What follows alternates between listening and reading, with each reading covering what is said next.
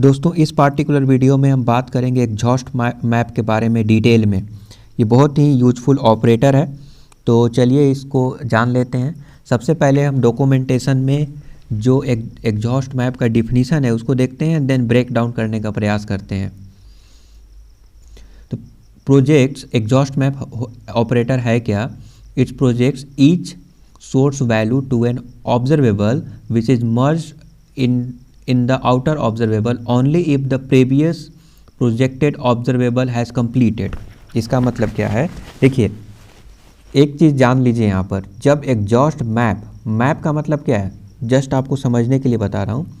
Map मतलब क्या है कि एक अगर ऐसा है एग्जॉस्ट मैप, कॉन्कैट मैप, मर्ज मैप ऐसा करके अगर आता है तो आप ये समझ जाइए कि उसमें दो चीज़ें होंगे, एक होगा इनर ऑब्जर्वेबल, दूसरा है outer observable. So outer observable जब डेटा प्रोड्यूस करेगा तो उसके according inner observable data produce करेगा। ठीक है, अब होता क्या है कि suppose that inner observable data produce किया, डेटा इमिट करेगा, बट कभी कभी ये ज़्यादा टाइम ले लेता है।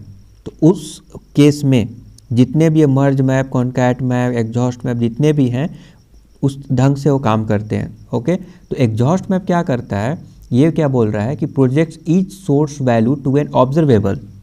ओके, जाहिर सी बात है ईच सोर्स को each source value to an observable which is merge to the output observable only if the previous projected observable has completed.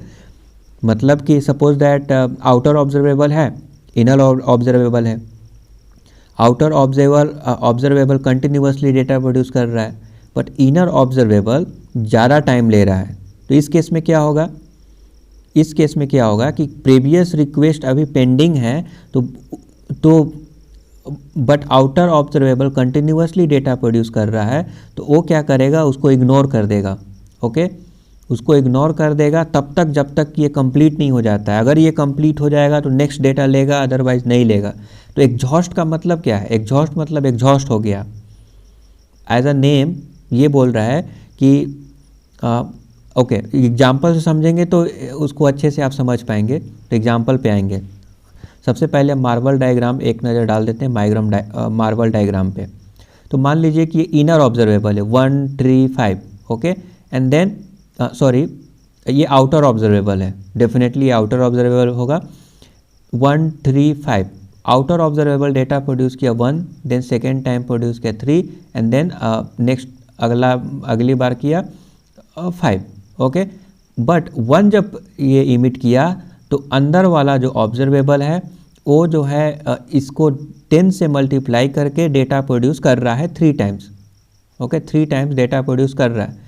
तो मान लीजिए कि आउटर ऑब्जर्वेबल एक बार डेटा प्रोड्यूस किया 1, तो इनर ऑब्जर्वेबल क्या हो गया, उसका value 10 and then 10 and then 10 3 times, क्योंकि यहाँ पे देखिए 3 टाइम्स 10 10 10 3 टाइम्स हो गया।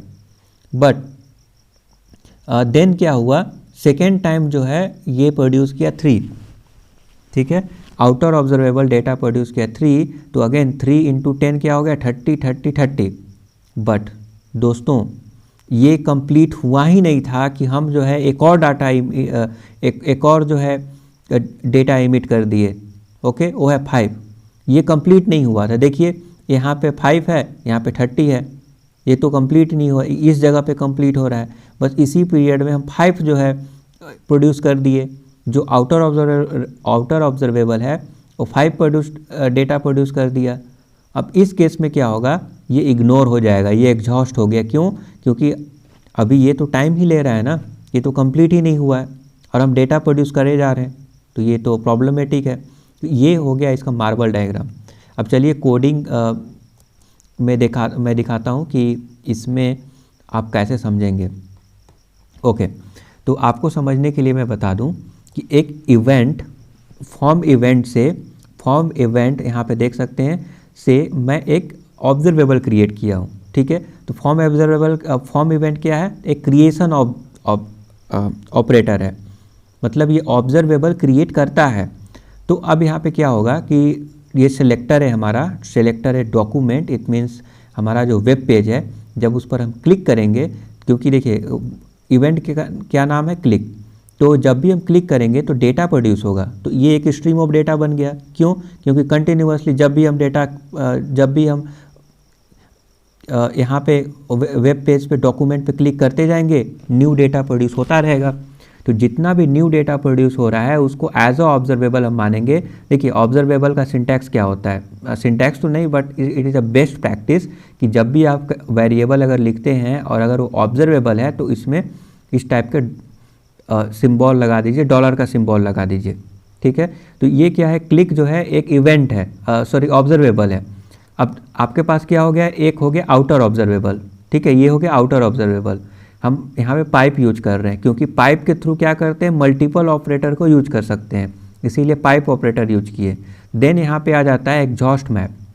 ओके, एग्जॉस्ट मैप में देखिए अगर हम एग्जॉस्ट मैप ना लिखकर अगर नॉर्मल मैप लिखेंगे, क्योंकि ये जो है इट सेल्फ ये जो है इमिट कर रहा है डेटा, ये ऑब्जर्वेबल है।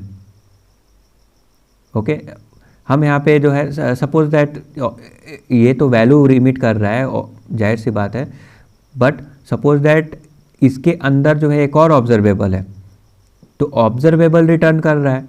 देखिए अब पहला ऑब्जर्वेबल क्लिक जो है एक ऑब्जर्वेबल है। अब ये अंदर का ऑब्जर्वेबल देखिए ऑफ यूज करके हम एक और ऑब्जर्वेबल रिटर्न कर रहे हैं। तो फिर हमको सब्सक्राइब करना पड़ेगा, क्योंकि सब्सक्राइब करेंगे तो ऑब्जर्वेबल इमिट हो रहा है तो दोबारा से सब्सक्राइब करना पड़ेगा, जो कि मैं पिछले वीडियो में मैं आपको यहाँ पे बताया था। ओके, सो दैट्स वाई हम यहाँ पे एग्जॉस्ट मैप यूज करेंगे। तो एग्जॉस्ट मैप में क्या होगा कि सपोज दैट हम डॉक्यूमेंट पे क्लिक करते हैं। ओके, पहले कोड को समझ लेते हैं, देन आपको यहाँ पे हम लेकर आएंगे। तो console.log कंसोल कर रहे हैं हम यहाँ पर। ठीक है, ये कंसोल होगा, क्या होगा, ये आउटर ऑब्जर्वेबल है, और आउटर ऑब्जर्वेबल जब डेटा इमिट करेगा तो ये कंसोल लॉग होगा, राइट।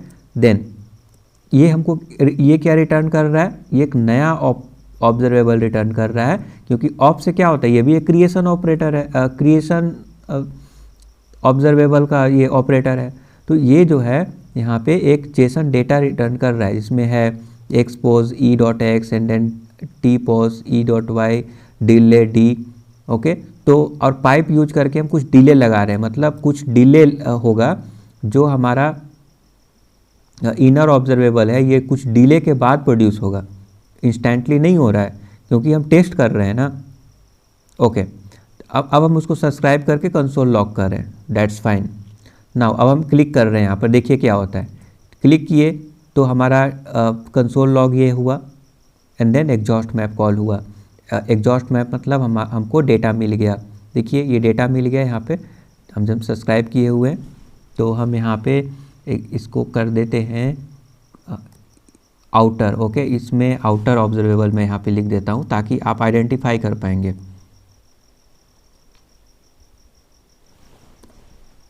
तो यहाँ पे मैं लिख देता हूँ आउटर ऑब्जर्वेबल।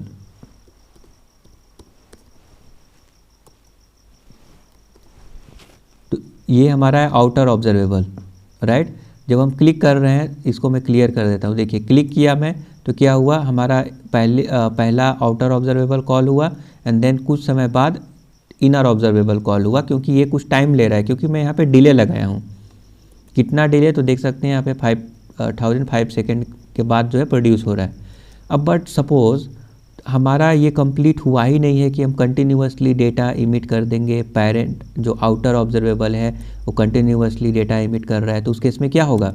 देखिए मैं यहाँ पे 3 टाइम्स जल्दी क्लिक कर रहा हूँ, ठीक है, 1 2 3 टाइम्स क्लिक किया, लेकिन ये तो एक ही बार कॉल हुआ हमारा। आउटर ऑब्जर्वेबल 1 टाइम ही कॉल हुआ।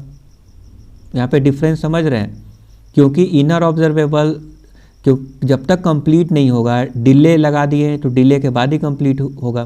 तो जब तक ये कंप्लीट नहीं होगा तब तक हम जो प्रीवियस जो ऑब्जर्वेबल है, जो आउटर ऑब्जर्वेबल है, जो डेटा इमिट कर रहा है वो इग्नोर्ड हो जाएगा। तो यहाँ पे कंटिन्यूअसली हम क्लिक कर रहे हैं, कोई फ़र्क नहीं पड़ रहा है। एंड देन जो है कुछ समय बाद यहाँ पे डेटा प्रोड्यूस हुआ ठीक है, 3 टाइम्स किए, हमारा एक ही बार कॉल हुआ। क्यों? क्योंकि वो इग्नोर्ड हो गया because of the exhaust map, याद रखिएगा। तो जैसे यहाँ पे मार्वल डायग्राम में मैं बताया था कि 5 सपोज दैट है, हम यहाँ पे इमिट कर दिए, एक वैल्यू प्रोड्यूस कर दिए, बट अभी इनर ऑब्जर्वेबल प्रोसेस में ही है, टाइम ले रहा है, तो ये एग्जॉस्ट हो जाएगा, ये इग्नोर हो जाएगा। तो ये है दोस्तों हमारा एग्जॉस्ट मैप। ओके, ये कब यूज होता है कि हमारा सिनारियो कुछ इस प्रकार है कि सपोज दैट हम बटन पे क्लिक किए और एक रिक्वेस्ट अभी प्रोसेस में है और दोबारा से अगर कोई बटन पे क्लिक करेगा तो प्रीवियस तो जो दोबारा से जो क्लिक कर रहा है तो वो इग्नोर हो जाएगा। क्यों? क्योंकि पहले वाला भी प्रोग्रेस में है। सो आई होप कि आपको समझ में आ गया।